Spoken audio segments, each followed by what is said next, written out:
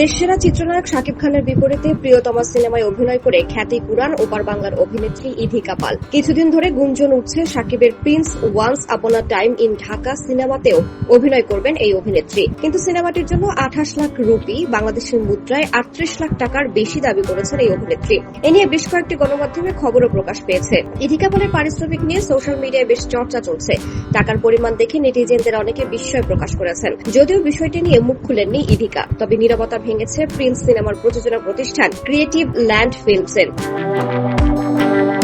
বিষয়টি নিয়ে প্রতিষ্ঠানটি একটি বিবৃতি প্রকাশ করেছে। এই বিবৃতিতে বলা হয়েছে, ক্রিয়েটিভ ল্যান্ড ফিল্মস প্রযোজিত Prince once upon a time in Dhaka সিনেমায় মেগাস্টার শাকিব খান ছাড়া অন্য আর্টিস্টদের নাম আমরা ঘোষণা করিনি। মৌখিকভাবে অনেকের সঙ্গে আলাপ আলোচনা হলেও কারো সঙ্গে লিখিত চুক্তি হয়নি। তার আগেই চূড়ান্ত না হওয়া শিল্পী ও তাদের পারিশ্রমিক নিয়ে বেশ কিছু সংবাদ মাধ্যমে সম্প্রতি প্রকাশিত নিউজ আমাদের নজরে এসেছে, যা ভিত্তিহীন। একই সাথে বিষয়টি প্রযোজনা প্রতিষ্ঠানের জন্য বিব্রতকর। প্রিন্স সিনেমার বিষয়ে বিস্তারিত তথ্য আনুষ্ঠানিকভাবে জানানোর বিষয়টি উল্লেখ করে বিবৃতিতে বলা হয়েছে, শিল্পী ও সিনেমা সম্পর্কিত সবকিছু আমরা অফিসিয়ালি জানাবো। শুরু থেকে প্রিন্স সিনেমা নিয়ে সংবাদকর্মী থেকে দর্শকদের আগ্রহ সমর্থন আমাদের মুগ্ধ করেছে। আপনাদের প্রত্যাশা পূরণে আমরা প্রতিনিয়ত কাজ করে যাচ্ছি।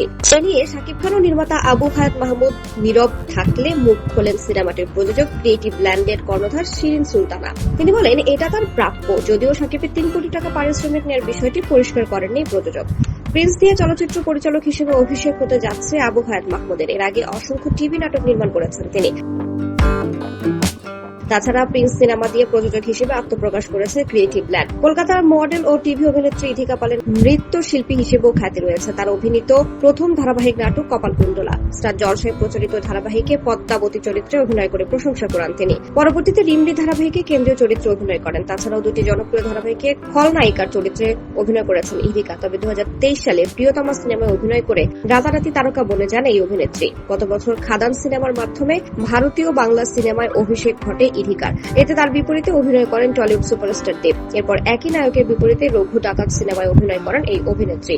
বর্তমানে প্রজাপতি 2 ও কবি নামে 2টো সিনেমার কাজ ইধিকার হাতে রয়েছে।